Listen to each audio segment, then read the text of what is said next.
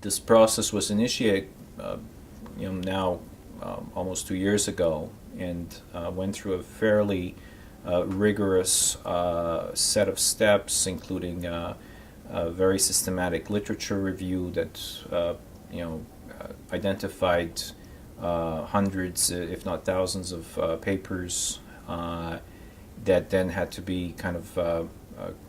pre-reviewed to determine whether they contributed evidence for these evidence-based recommendations, and then through multiple steps with the expert panel as well as the three co-chairs reviewing these articles and coming up with a formulation of the recommendations that could be based on the evidence that's been published in hundreds of recent studies. The pathologist is part of a healthcare team, and the pathologist is the doctor who receives the biopsy or other tissue sample and makes the diagnosis, whether it's cancer or not,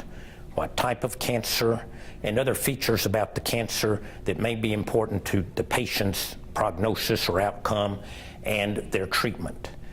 So the pathologist has a very crucial role in terms of how a patient is treated and what may happen to that patient. The advent of the molecular pathology means that the pathologist now has a very new role in terms of selecting the patients who may actually benefit from these new therapies. The most important recommendation is that EGFR and ALK testing should be offered on every patient with advanced stage lung cancer, regardless of clinical variables such as smoking history, gender, or ethnicity. One of the other important findings in recent years has been that if you don't test patients for these two abnormalities, EGFR and ALK, and you just give everybody chemotherapy, the patients whose tumors contain, for instance, these EGFR mutations do significantly worse with chemotherapy than they would with the targeted therapy. So you're actually doing harm by not testing patients for these abnormalities. And very likely the same thing's going to apply to the subset of patients whose lung cancer has this ALK gene fusion. I think the things that oncologists should keep in mind is that this is something that requires an active interplay and discussion between pathologists and oncologists in each center taking care of patients.